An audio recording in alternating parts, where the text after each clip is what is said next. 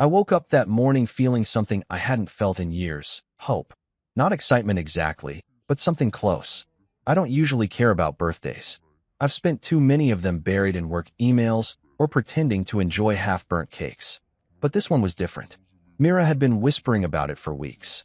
My wife, the same woman who once forgot our anniversary, had been oddly affectionate lately.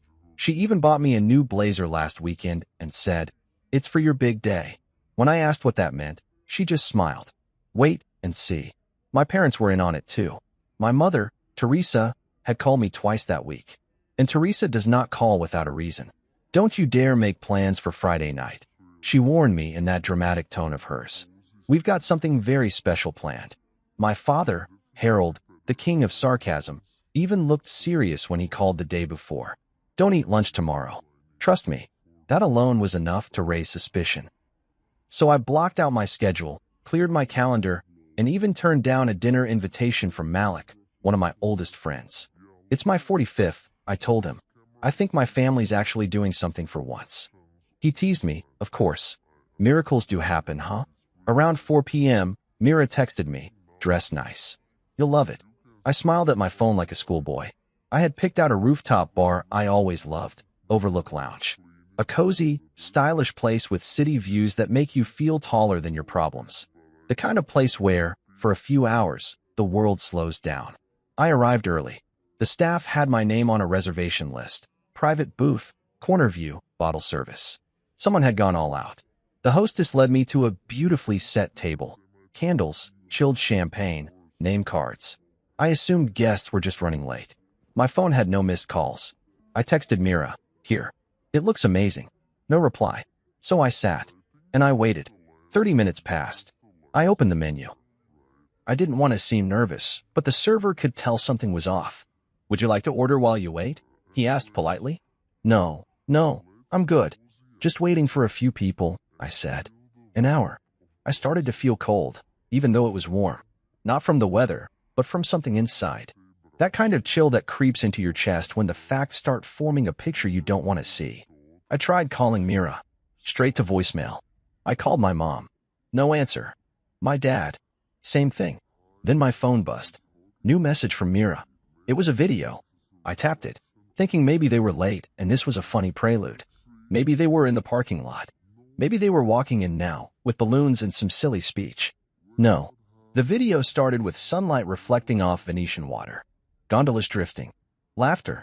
Then, Mira appeared in the frame, wine glass in hand, looking radiant and unbothered. My mother was behind her, raising a glass. My father, oddly cheerful, clinked his wine with Brent, my cousin. Mira smiled directly into the camera. "To Julian," she said. "He's probably wondering where we are." Surprise. Everyone burst into laughter. "He won't be hurt by this," Mira added, tossing her hair like she was in a commercial. "He'll be fine. He always is." The camera panned to a group toast. Cheers, clinks, wide smiles. Then the video ended. I sat there in complete silence. The hum of nearby conversations suddenly felt like static. The clink of other people's glasses like sirens. It wasn't just that they were gone. It was that they had planned this. Planned to vanish. Planned to laugh. On my birthday. They didn't forget. No, this was intentional. I looked around at the table again.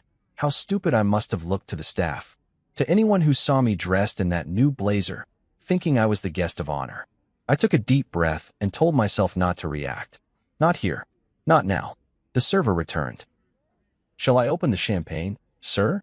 I stared at him for a second too long. Then I nodded. "Yeah, open it. If they wanted to leave me alone on my birthday, fine. But I wouldn't give them the satisfaction of breaking down in public. I would finish the drink. I would sit at this table. And I would make a mental note of every detail. Because this wasn't just a surprise. It was a warning. They thought I wouldn't be hurt? They were wrong. But what they'd really misjudged was this. I wasn't going to chase them. I wasn't going to beg for answers. I wasn't going to yell, cry, or demand an explanation. Instead, I was going to remember how this moment felt, the weight of the glass in my hand, the sting of betrayal in my chest, the silence in my phone. I was going to remember this table, this view, and this night for the rest of my life. Because if this was their surprise, they hadn't seen mine yet. For a while, I just sat there, numb. The champagne was open now. It tasted bitter. Not from the grapes or bubbles, but from the ache in my chest that wouldn't go away. I stared at the glass like it held answers. How long had they been planning this? How many times had I paid for dinner while they sat around a table laughing about the surprise? I kept watching the rooftop door, half expecting Mira to burst in and say, "Just kidding." But the longer I waited, the more foolish I felt. A waiter approached me again, this time with a quiet sort of pity in his eyes. "Sir," he said gently, "do you want to cancel the rest of the reservation? We could refund." "No," I said quickly, cutting him off. "Leave it. I'm still celebrating." I didn't even believe the words when I said them, but I said them anyway, maybe because saying anything else would have felt like surrender. I poured another glass. My phone was still silent. No new texts. No follow-up message. Just the video still sitting there, waiting to be replayed like a slap to the face. I could have left, gone home, curled up with a blanket and a headache and the soft glow of betrayal. But I didn't. Instead, I took a photo of myself, smiling with the skyline behind me. I even raised my glass. A forced smile, sure. But I've worn worse masks in my life. I posted it to my story with the caption, "Still worth celebrating." I don't even know why I did it. Maybe to convince myself. Maybe to send a message. Maybe both. I took another sip. Time moved like syrup. At some point, I stopped checking my watch. I told the waiter to bring food, even though I wasn't hungry. I just didn't want to look pathetic, sitting there with nothing but a half-empty bottle and a broken heart. That's when I heard a familiar voice. "Julian? What the hell, man? Are you here alone?" I looked up. Malik. Of all the people to walk into that bar, it was Malik Johnson, college roommate. One-time best man. The kind of friend you don't see for months, but pick right back up with when you do. He stood there in a dark green shirt and jeans, eyes wide, holding a gift bag in one hand and his phone in the other. "I saw your story," he said, sliding into the seat across from me. "Thought it was a joke." "It's not," I muttered, trying to smile. Apparently the joke was on me. He didn't laugh. Instead, he looked around, took in the fancy table, the unopened desserts, the extra seats. "So where's Mira?" "Your folks." "In Venice," I said flatly. His eyebrows shot up. "What?" I handed him my phone. He watched the video in silence, his mouth slowly twisting into a tight line. When it ended, he set the phone down and said, "These people are out of their damn minds." I nodded, but didn't speak. Because what was there to say? He stood up suddenly. "You're not spending this birthday like this. Not on my watch. I know a couple people in the building. Give me 15. I wanted to argue. Tell him I didn't want a pity party. But the truth was, I didn't want to be alone either. So I just nodded. 15 minutes turned into 40. And just like that, my quiet, shame-soaked table became something else entirely. Malik came back with 3 friends, 2 women, and a guy from his office. They were loud, funny, and didn't ask too many questions. They bought another bottle. They danced to music from a nearby speaker. One of the women, Jasmine, insisted on taking a selfie with me. "You've got great cheekbones," she said. I laughed for the first time all night. More people joined. Malik posted something on his feed, last-minute birthday bash for a real one, and tagged me. Soon, a few more friends from work dropped in. I didn't know how it was happening, but the table filled up. People ordered appetizers. Someone ordered cake. A stranger handed me a cigar and said, "You look like you need this." And weirdly, I did. I started to loosen up. The music felt warmer. The food had taste again. I told stories from college. Someone toasted to the birthday legend who survived abandonment and turned it into a vibe. I clinked glasses with people I didn't even know the names of. And somewhere between the third drink and the shared dessert plate, I felt something shift. The grief didn't vanish, but it stopped being a wall. It became a room I could stand in without suffocating. I didn't check my phone for hours. When I finally did, I had to scroll through the missed calls. At first it was 1 or 2 from Mira, then 10, then 15, then a flurry of calls from my mom, then Brent, even Harold. By midnight, the total was 74 missed calls. I turned on airplane mode and slid the phone back into my jacket. The irony of it all, the one night I wasn't waiting by the phone, was the night it wouldn't stop ringing. But I didn't respond. Not that night. Maybe not ever. I left the bar around 2 a.m. Malik walked me to the curb, slung an arm over my shoulder. "Next year," he said, "we do this on purpose." "I'll hold you to that." He nodded, then added, "They don't deserve your silence. But they damn sure don't deserve your voice either." That stuck with me. When I got home, I took off the blazer Mira gave me, hung it in the back of the closet. I sat on the edge of the bed and looked around the room, the framed photos of vacations, the art she picked out, the candles I always hated. It didn't feel like my home anymore. I lay back on the bed, shoes still on, and stared at the ceiling. For the first time in a long time, I didn't feel like a husband, or a son, or a wallet. I felt like a man. And in the quiet of that moment, I made a decision, not to get even, not to strike back, but to walk forward, with clarity, with silence, with power. Because if they thought that video would be the final word on who I was, they forgot something important. I'm still here, and I'm just getting started. It's strange, isn't it? How the signs were all there, bright as daylight. But you only see them clearly when you stop pretending not to. After that night on the rooftop, I began looking back, not just at the birthday, not just at the video, but at everything leading up to it. And once I started tracing the timeline, the picture formed quickly. I had been living with a house full of whispers, but I had convinced myself they were wind. It started months earlier, really. The silence when I entered a room, the sudden closing of laptops, the screen brightness turned down, the quick, forced laughs whenever I asked, "What's so funny?" Mira always had a reason. Just a meme, she'd say. A stupid group chat. I believed her, or maybe I just didn't care to argue. That's the thing about love. You keep telling yourself there's nothing behind the curtain because the alternative hurts too much. But now, I see it all.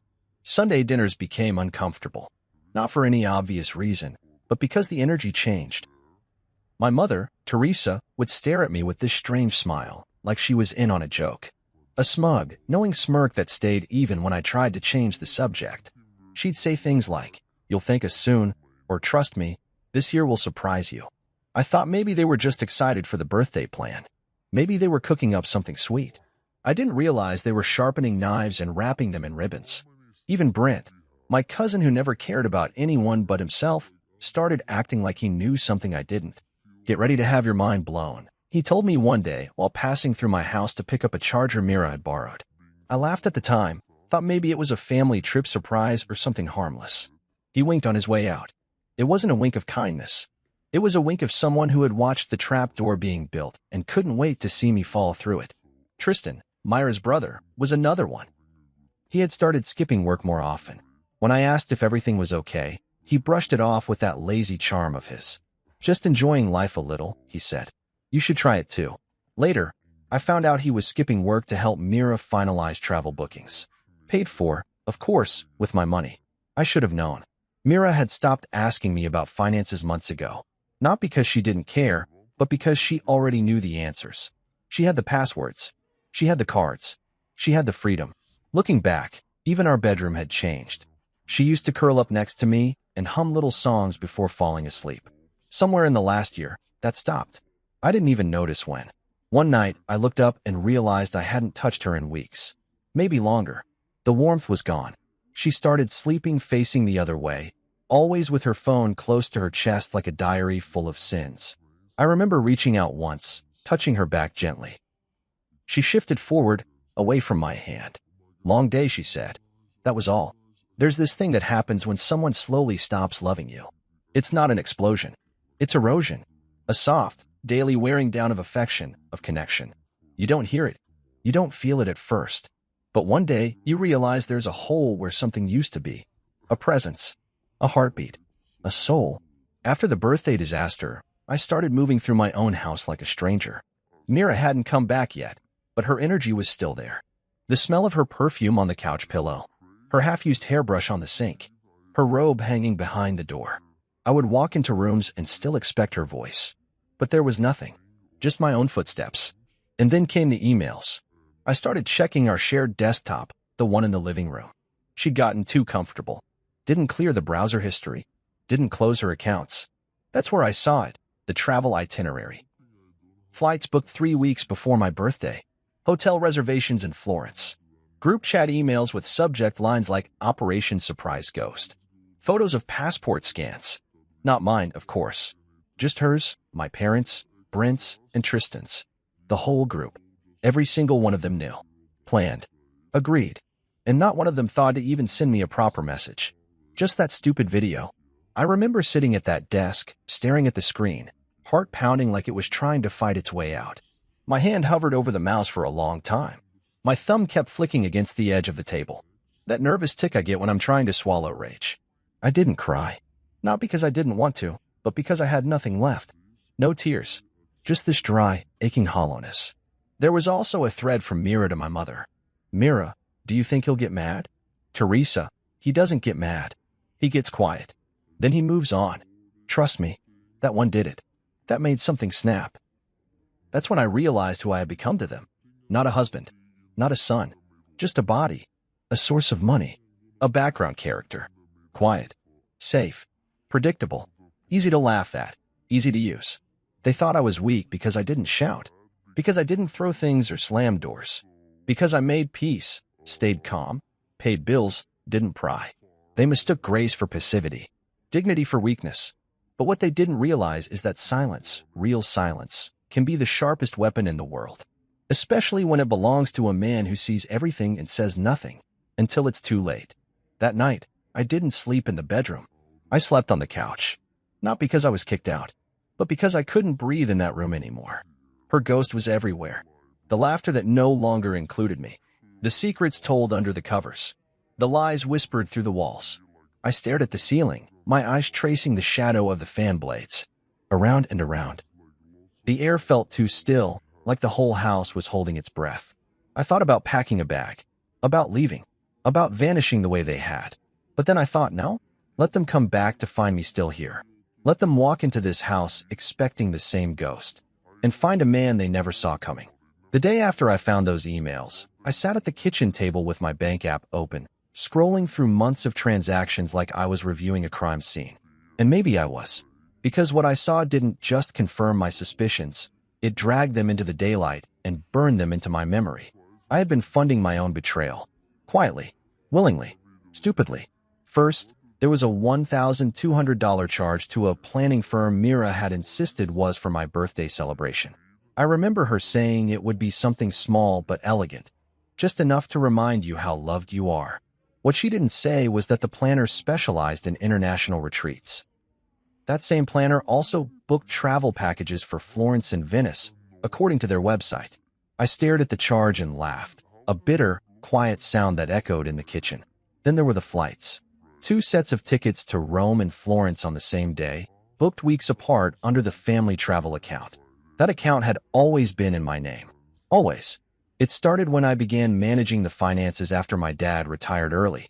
My parents had trouble staying organized, and I thought I was helping. Every time I paid their bills, booked their flights, or covered one of Brent's college debts, they acted grateful. Said things like, "Julian, we don't know how we'd survive without you." Now I knew the truth. They could survive without me just fine. They just couldn't exploit me without my help. For $1,860. That's how much had been spent in the last 10 days. Flights, hotels, a wine tasting in Tuscany, and it was all there in black and white. Not hidden, not masked. Just sitting in plain sight like a slap across the face. Mira never asked permission. My mother never said a word. Brent, of course, never thanked me. He never even texted. Why would he? I was just the wallet, the machine, the quiet guy in the corner whose money solved everyone's problems. That night, I walked into our bedroom and stared at Myra's vanity. On it sat a necklace I bought her for our anniversary, a delicate gold piece she had gushed over at the store but hadn't worn once since. I picked it up, turned it in my fingers, and for a moment, imagined handing it back to her and saying, "Here, this is the last thing you'll ever get from me." But I didn't. Not yet. Instead, I opened her drawer and pulled out the little blue folder she kept our joint financial files in. I flipped through receipts, statements, scribbled notes. There was one from 3 months ago, a spa package for 2. Mira said she went with a friend named Alina. But now I knew better. There was no Alina. There never had been. Just like there was no mystery planner or secret party. It wasn't just the spending. It was the way they all expected I wouldn't notice. Like I was too dull, too distracted, too forgiving. Mira used to joke that I had the soul of an accountant, organized, careful, detached. What she didn't know was that accountants don't forget. They remember every cent, every line item, every betrayal disguised as a favor. I sat in the living. The hum of the refrigerator was the only sound. I thought about all the things I had paid for over the years, Myra's car, the down payment on Brent's apartment, the luxury cruise my parents took last summer. I had justified it all as family, as love, as support. But that's the trick, isn't it? The people who hurt you the most are always the ones who tell you they need you. I checked the credit card logs again. There it was, another purchase Mira made just 5 days before they left. A boutique shop in Florence. A deposit.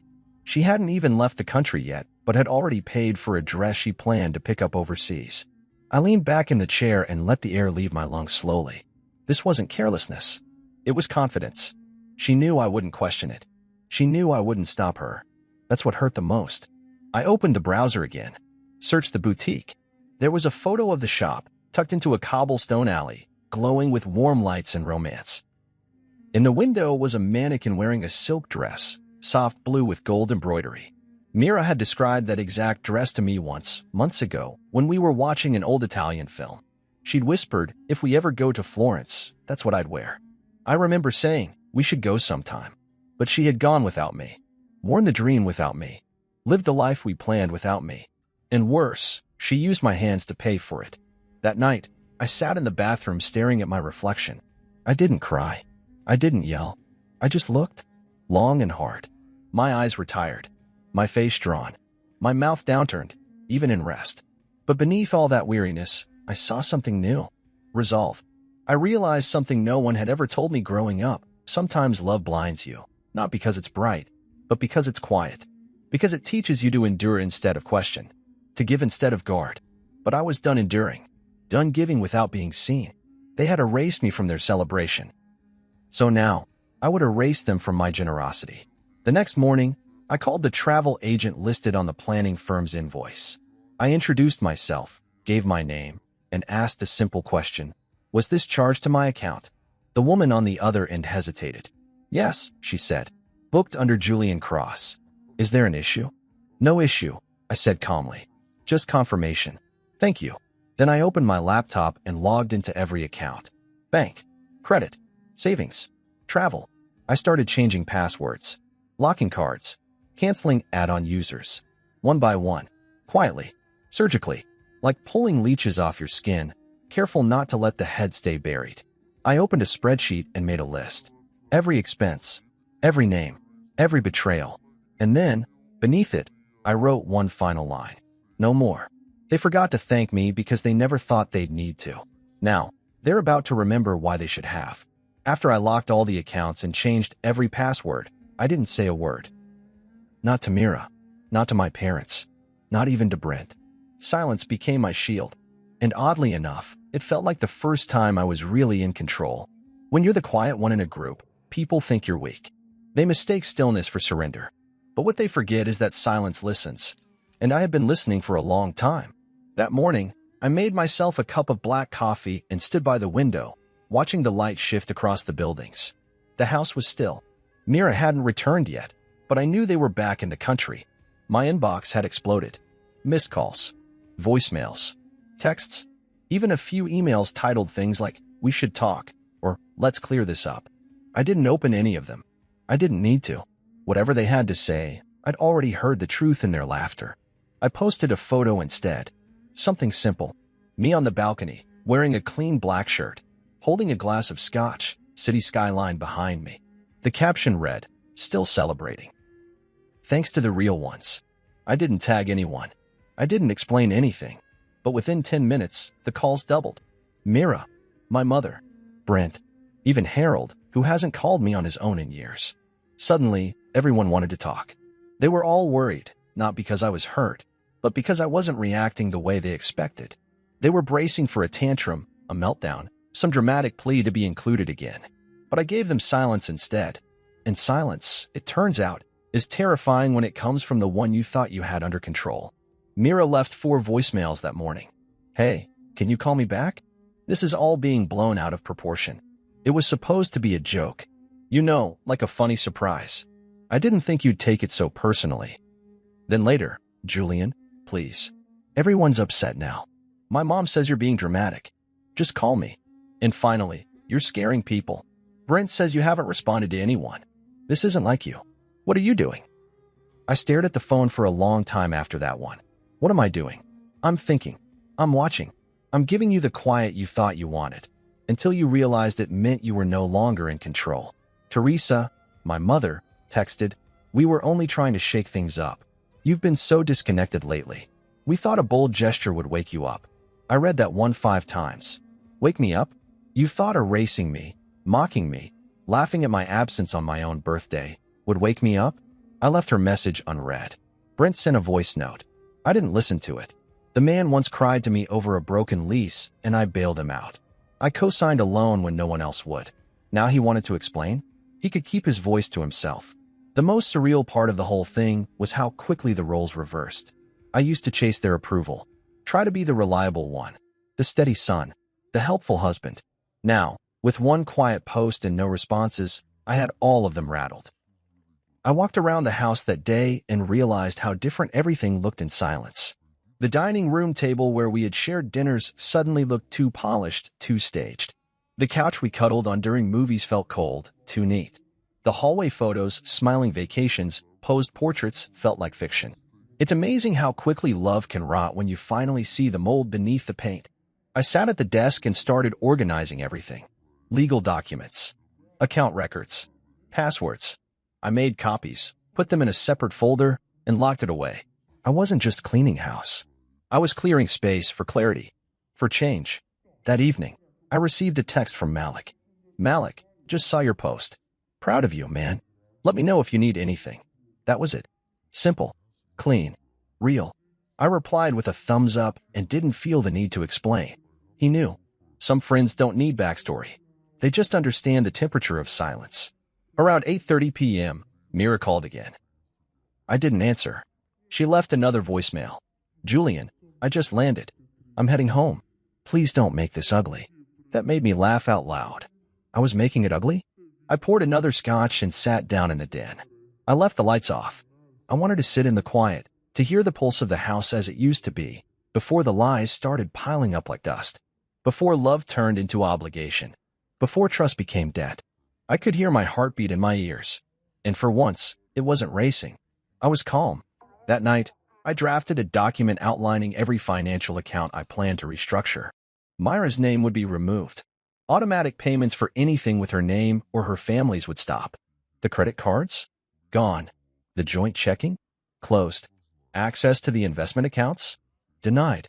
It wasn't about revenge. It was about respect. I wasn't punishing them. I was simply correcting a mistake, one I'd let fester for too long. By midnight, I had a list of everything I controlled and everything I would sever. I labeled the list, reset, and that word felt powerful. They thought silence was surrender, but they forgot what silence really is: preparation. The thing about being underestimated for so long is that eventually, people forget what you're truly capable of. They start treating you like background noise, a prop in their story, a man who nods, pays, and stays quiet. But they always forget the most dangerous ones are the quiet ones. And I've been quiet for too long. What Mira never realized, what none of them knew, really was that I had stopped being just the husband years ago. I wasn't just the man who fixed the garbage disposal or paid off Brent's emergency loans. I was the majority shareholder in the company where Myra's brother Tristan worked, the one he constantly bragged about at family dinners. "We're building something big," he'd say. "The company's growing fast." Yeah, it was. And I was the reason why. 3 years ago, I invested quietly, bought shares through a private firm, sat on it, watched it grow. Then last year, when one of the co-founders left, I stepped in, quietly again, took a larger stake. By January, I was quietly voted in as executive director. Tristan never connected the dots. He thought I was just some mild-mannered investor his boss liked. He never knew I was the one signing his bonus approvals, his time-off slips, his promotions. So imagine my expression when I got an internal HR alert. Tristan Grady, unauthorized time off, 7 consecutive days without prior approval. I clicked on the report. Sure enough, he had told HR he was taking a short medical leave. But the pictures he posted on his public account said otherwise. Sipping cocktails in Florence, shirtless selfies on boats, hashtags like hashtag living my best life and hashtag family first trip. The nerve. He didn't even try to hide it. Probably assumed no one would notice. I could have flagged it immediately, could have sent it straight to the disciplinary committee, but I didn't. Not yet. I saved the report, printed it out, and placed it in a folder. That folder already held records of Myra's recent charges, joint account freezes, and a growing list of everything I'd discovered since that birthday night. I wasn't ready to strike. I wanted them to feel safe for just a little longer. I went into the office the next day, sat in the corner of the executive floor, in the glass-walled office no one ever thought belonged to me. I greeted everyone politely, didn't mention Tristan's name once. Let him believe all was well. Let the whole world keep thinking I was just a tired husband who got forgotten on his birthday. Let them all sip espresso and pretend nothing was unraveling beneath them. I wasn't just pulling back my money. I was reclaiming my presence. You see, I had built more than wealth. I had built reach, contacts, influence. The kind Mira never thought I had because I didn't talk about it over dinner. While she showed off designer bags and curated Instagram stories, I built silent partnerships and equity. While she laughed with her friends about how boring I was sitting across from decision-makers who ran circles around her flashy lifestyle. One of them, Raymond, was on the board with me. An older guy. Sharp. He pulled me aside in the elevator and asked, "So, I hear your in-laws are making a bit of a splash overseas." I raised my eyebrows. "That's so. Let's just say some people forget who signs their checks," he replied, patting my shoulder. I didn't reply. I didn't have to. By lunchtime, I had submitted a quiet motion to freeze any pending bonuses across Tristan's division. HR would take it from there. Discreet, respectful, but firm. He would get a call in 2 days. A formal inquiry. Nothing flashy. Just enough to let him feel the ground shift beneath his feet. That evening, I returned home to find Mira in the kitchen. She was back early, dressed in that sky blue silk dress, the one she said she dreamed of buying if she ever went to Florence. She wore it like a trophy, like a symbol. I looked at her standing there, stirring pasta like nothing had happened. She smiled over her shoulder. I thought we could eat and talk. I didn't say anything, just set my briefcase down and walked past her to the living room. She followed, wiping her hands on a towel. "Julian, I know you're mad, but it was just supposed to be fun. You've been so distant lately, and I thought maybe a reset would help." I turned to face her. Calm, clear. "You planned a vacation and left me out of it." "It wasn't like that," she said quickly. "It was spontaneous." "No," I said. "It was organized. You used my accounts. You used my name. You made bookings in advance. You lied." Her smile faded. She stood straighter. "So what now? You're going to punish me?" I tilted my head. "No, I'm going to free myself from you." She blinked, caught off guard. "What does that mean?" "It means," I said slowly, "I'm no longer giving myself to people who see me as a wallet, or a background character, or someone who doesn't get angry." She crossed her arms. "Don't be dramatic." I smiled then. A small, tired smile. "You called me dramatic after stealing my birthday and calling it a surprise." She tried again. "Julian, you're making this bigger than it needs to be. Just tell me what you want. I can fix it." "No," I said firmly. "You can't. Because this isn't broken. It's exposed." Her face changed then. Fear crept in. She knew something had shifted. I picked up the folder I'd placed on the table earlier. "Tristan will be hearing from HR soon. Just a heads up. Tell him to prepare." Her eyes widened. "You wouldn't." "I already did." She stepped forward. "Julian, please. That's my brother. And you're my wife," I replied. "At least, you used to be." I left her standing there. I didn't shout. I didn't cry. I didn't need to. Because the most powerful thing I had learned was this. I didn't have to raise my voice to raise my worth. 3 days after the video. 3 days after the rooftop dinner I spent alone. 3 days after I froze accounts, documented every betrayal, and went completely silent. That's when they came back. I had just returned from the office, my jacket still on, keys in hand, when I heard voices in the hallway. Laughter. Familiar footsteps. The sound of suitcases rolling. Myra's high heels tapping across the floor like nothing had happened. My heart didn't race. I didn't panic. I just stood in the center of the living room and waited. The door opened like it always did. Mira entered first, pushing the door with her hip, sunglasses still on her face, a shopping bag looped around her wrist. Behind her was Teresa, holding a small box of pastries from that overpriced bakery she loved. Then came my father, Harold, wearing the same beige polo and smug expression he always wore after a trip. Brent trailed behind with his usual half-smirk, like he was the star of some movie playing in his head. They all walked in like nothing was wrong. like I hadn't watched a video of them laughing at me from across the ocean. Mira was the first to speak. "Julian, good, you're home." She walked up and tried to kiss my cheek. I took a small step back. She blinked but didn't say anything. Teresa placed the bakery box on the table like it was some kind of peace offering.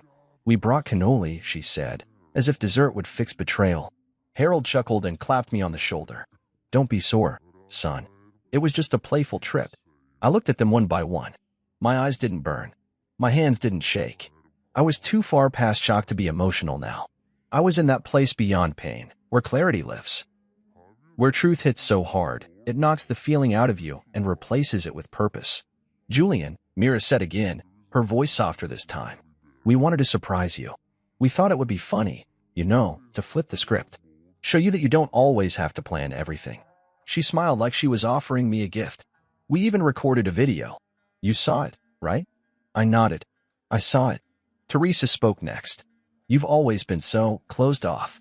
So we thought maybe a bold gesture would get through to you. We didn't think it would hurt you. You're not sensitive." Harold jumped in. "Let's not blow this out of proportion. It was one weekend. A little trip. We're back now, aren't we?" I didn't move. "You left me alone on my birthday," I said quietly. "You lied. You laughed about it. You used my money to do it." Brent shifted awkwardly. "Come on, man. Don't make it weird." I turned to Mira. "How long did you plan it?" She hesitated. "A few weeks." 3 months, I said, holding up my phone. "I've seen the travel confirmations. The emails. The bookings." Her face dropped. Teresa looked uncomfortable now. "You went through her things?" she asked, like that was the crime. "I managed the accounts," I said. "All of them. The only reason you flew to Venice in business class was because I paid for it. You didn't even try to hide it." Harold scoffed. "You're acting like a victim." "No," I said, taking a step forward. "I'm acting like someone who finally woke up." They went quiet. Mira stepped forward again, placing the shopping bag gently on the table. "Julian, please. You're blowing this up. We're your family." "No," I said again. "You're people I gave too much of myself to. And you took advantage of that. All of you." Teresa sat down slowly, hands clasped in her lap. "You're being emotional." "No," I said, voice steady. "I'm being clear." I picked up the folder I had placed on the counter earlier that morning. Inside were printouts, account closures, suspended cards, legal notices. I slid it across the table. "What's this?" Mira asked, picking it up. "Your access to our accounts is revoked," I said. "All of it. You'll need your own card. Your own plan. Your own money." Her mouth opened, but nothing came out. Brent grabbed one of the pages. "What is this about Tristan?" "He took an unauthorized leave from work," I said. "Company policy requires consequences. And since I oversee executive decisions now, he's suspended pending review." Teresa's jaw dropped. "You wouldn't." "I already did." Harold stood up. "You're making enemies in your own house." "No," I said, "you're in my house. And you've been treating me like a stranger for years." Myra's voice cracked. "Julian, what are you saying?" "I'm saying you erased me from the one day that meant something. You stood there, on video, and said I wouldn't be hurt. That I'd be fine. Like I was just decoration. Background. Some fool who funds your vacations and asks no questions." She tried to interrupt, but I kept going. "I'm not asking for an apology. I'm not asking for explanations. I don't want to hear why it was a joke or how I'm too quiet. This isn't about being dramatic. This is about being done." The silence that followed was heavy. No one reached for the cannoli. Mira looked down at the folder, then back at me. "You can't just cut me off." "I can't," I said. And I did. She stepped forward, lower now, voice pleading. "Julian, we've been together for 10 years. I know exactly how long," I said. "Every day of it. Every dollar. Every lie." Teresa stood. "You're turning your back on your family?" "No," I said softly. "You turned your backs first. And now you're shocked I won't pretend I'm okay." I stepped aside, pointing to the door. "Take your bags. Take your bakery box. Go home." Myra's eyes filled. "This is our home." It was. Now it's just where I finally woke up. They stood there for another minute. Then Mira slowly picked up her purse. Brent grabbed the suitcase. Teresa said nothing. Harold muttered something under his breath I didn't care to hear. And then, one by one, they walked out. I didn't slam the door behind them. I didn't shout. I didn't cry. I just locked the door. And finally, I exhaled.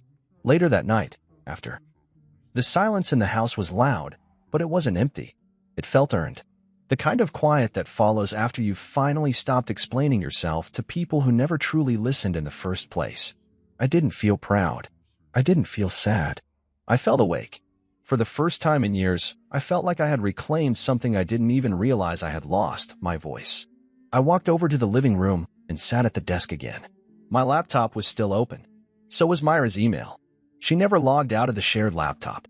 I hadn't planned to dig any deeper, but curiosity crept in. A whisper, really? That quiet inner voice asking, what else did they say when they thought you'd never find out? I clicked through the inbox slowly. Nothing surprising at first. Store promotions. Travel confirmations. A forwarded meme from her friend Lydia. Then I saw it, an old email thread with the subject line, Operation Surprise Ghost. I had seen that title before but hadn't opened every message in the chain. This time, I did. There it was. A message from Brent to Mira. Brent, I still can't believe he hasn't caught on. Like, how dense do you have to be to not notice your wife planning a birthday trip with everyone but you? LOL. I read it twice, then kept scrolling. Mira, Julian doesn't pay attention to stuff like this. He's too soft. Honestly, he'll probably say thank you when he sees the video. That's the kind of guy he is. Brent again. Perfect fool. Mira, exactly. Saul and I say it all the time. He actually thinks we're doing something for him. LMAO. Saul? I stared at the screen, the cursor blinking like a heartbeat. Who the hell is Saul? It didn't take long to figure out.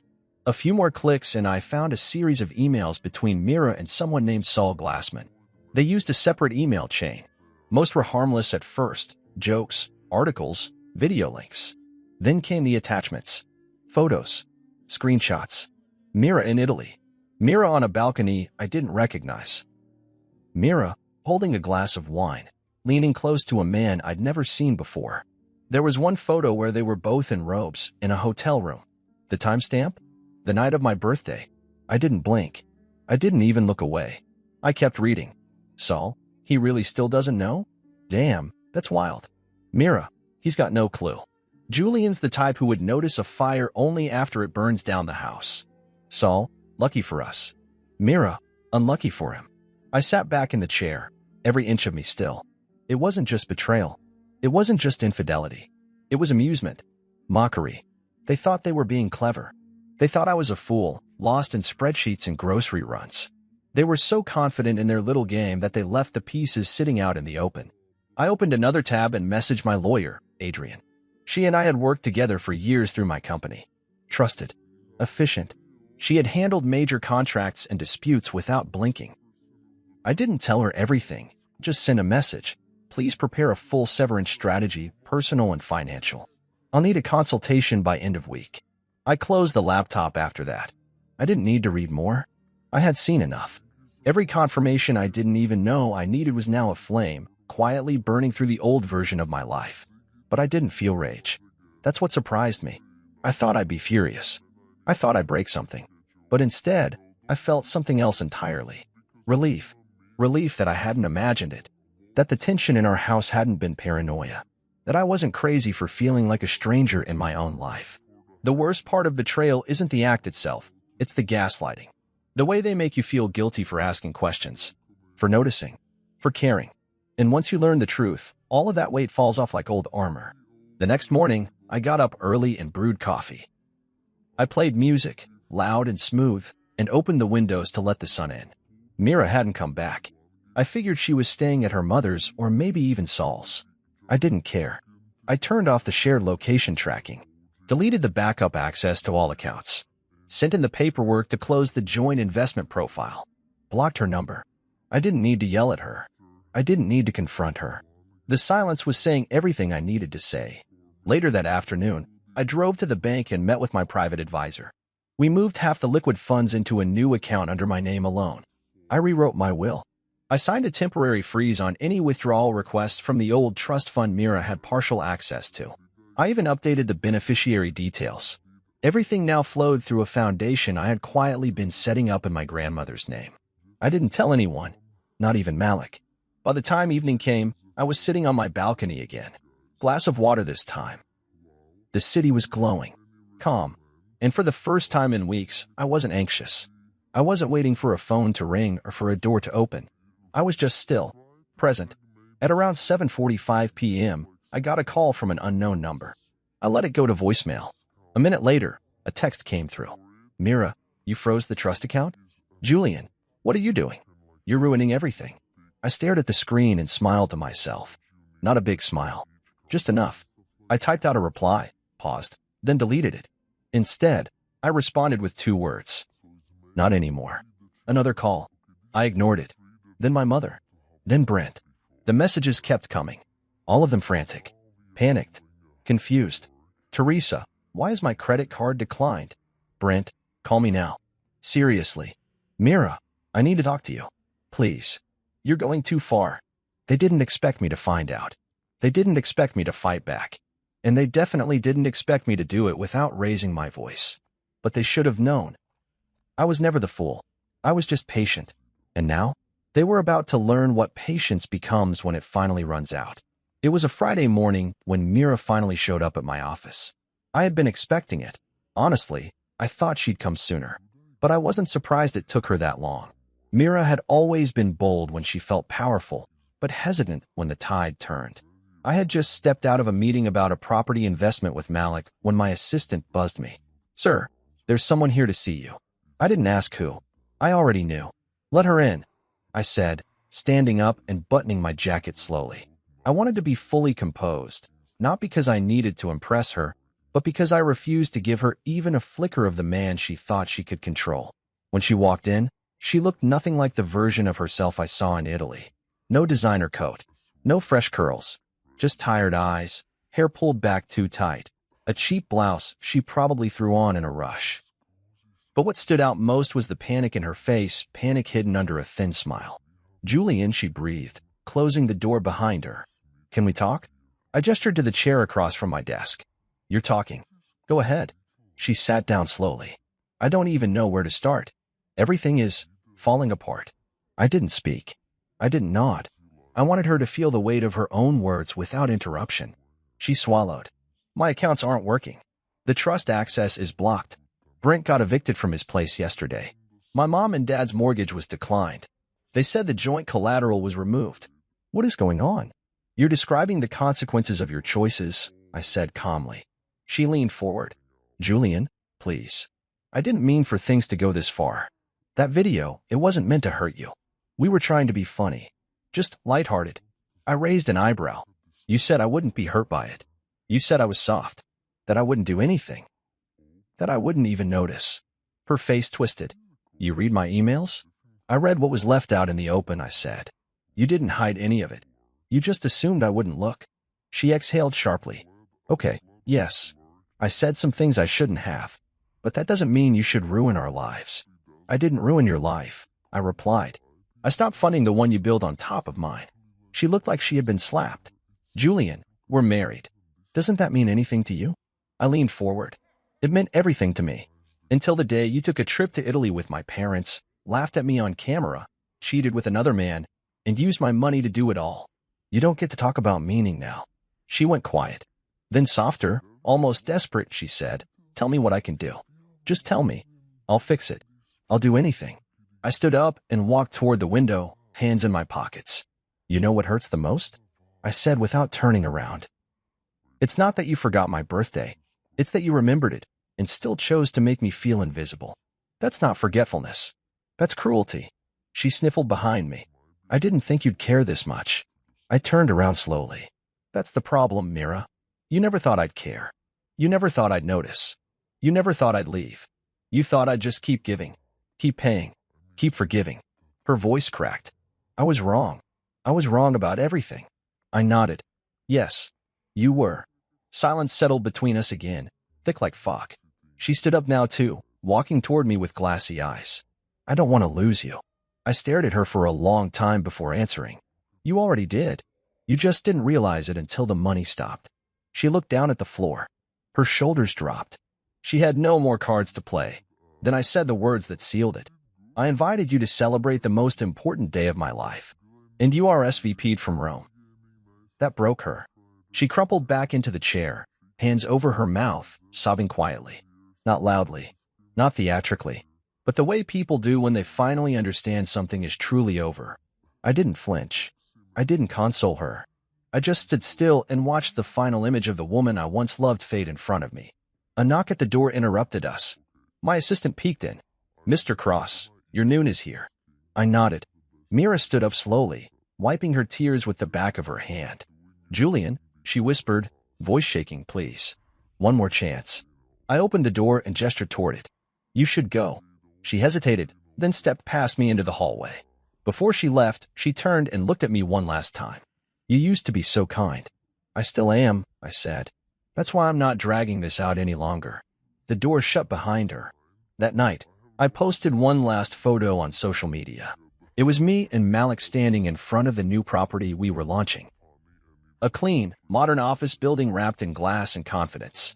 The caption read, "Growth looks good on me." The likes rolled in. So did the comments. But none of that mattered. What mattered was the message and who it reached. The next morning, Myra's mother called me 5 times. I didn't answer. Brent emailed me a long apology that ended with a request for a loan. I archived it without reading. Teresa sent a text. "We didn't realize how serious you were." I deleted it. I wasn't being harsh. I was being honest. They forgot my birthday. So now, I would forget them. Not with rage. Not with revenge. But with the one thing they never expected. Peace. 6 months later, I live in a city where no one calls me the quiet one anymore. No one greets me with a smirk that hides pity. No one expects me to foot their bill while they laugh behind my back. I traded the old house, the old life, and everything tied to it for something cleaner. Something mine. I wake up to peace now. And I don't mean silence, I mean peace. The kind that sits in your chest like a steady heartbeat, not a ticking bomb. I moved out of the house 2 months after Mira left my office. Sold it to a young couple who smiled like they hadn't yet learned how cruel people can be. I packed my things one box at a time, slowly, with intention. I left behind the furniture Mira picked out, the paintings her mother liked, even the rug Teresa once called tasteful for someone so quiet. I didn't want any of it. I took my books, a few clothes, and my grandmother's old piano. That was enough. I bought a loft in a smaller city by the water. High ceilings, clean walls, big windows, quiet neighbors. The kind of place where you can hear your own thoughts and actually want to. Malik helped with the move. He even showed up with a tool set and a bottle of bourbon. "This is who you've always been," he said, walking through the empty space. "You just needed the noise to stop to hear it." He was right. I started a new project, something small, something personal. A foundation in my grandmother's name. She was the only person who ever really saw me. She raised me part-time when my parents were busy showing off. She used to say, "Julian, some people love what you do. Others only love what they can take from you. Learn the difference." I didn't understand it then. Now I do.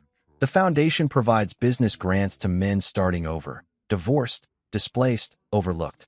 Not because I'm bitter, but because I know what it's like to feel erased. To be told you don't matter until your silence becomes a problem. We've helped 12 men so far. One of them, a teacher named Desmond, cried when I handed him a check. "You don't even know me," he said. I smiled. "I know enough," I told him. "I know what it's like to lose everything and realize you were never seen in the first place. I've built a life now where I don't need permission to matter. My calendar belongs to me. My energy belongs to me. My money, my kindness, my time are all mine. Not up for debate. Not up for guilt. I eat dinner with people who listen when I speak. I walk into rooms where I don't need to shrink.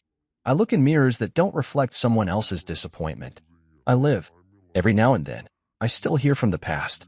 Teresa sends emails with subject lines like, "Are you still upset?" Or, "We didn't mean to hurt you." I never open them. Brent texted me last week. "Heard you're doing well. Proud of you, man." I didn't reply. Proud of me? After calling me a perfect fool? Please. And Mira? Well, she tried everything. First came the emails, then the voice notes, then a hand-delivered letter I never opened. She even showed up at the foundation once, hoping for a conversation. But I didn't let her in. My assistant met her at the door and said, "Mr. Cross isn't available today." Which was true. I wasn't available. Not for her. Not anymore. What people don't understand is that healing doesn't always look loud. It's not a big speech or a slam door. Sometimes it's just a quiet walk away and never looking back. That's what I did. And that's why I win. A few weeks ago, I celebrated my birthday. My 46th, Malik threw a barbecue on the rooftop of our new property. It wasn't fancy. No speeches. Just laughter. Real laughter. The kind that doesn't leave a bad taste in your mouth. People showed up who didn't want anything from me. They brought food, drinks, stories. One guy brought his kid. Another brought a cake shaped like a giant eraser. He said, for the man they tried to erase, but couldn't. We laughed for 10 minutes straight. That night, I stood alone for a moment, looking over the city lights. I thought about last year. About the video. The voices. The smug smiles. I thought about the version of me who sat at a rooftop bar alone, holding back tears with a champagne glass in hand. And then I smiled. Not because it didn't hurt, but because I survived it. Because I rebuilt without bitterness. Because I remembered who I was before they taught me to doubt it. I am Julian Cross. I am not the background. I am not the wallet. I am not the man they forgot. I am the man they didn't think could rise. But I did. And I'm still rising. Every day, in every choice, in every breath I take that doesn't ask permission. This is my life now. Not perfect. Not polished. But real. And more than anything, finally mine. So we have only an hour to the train, so we have to be considering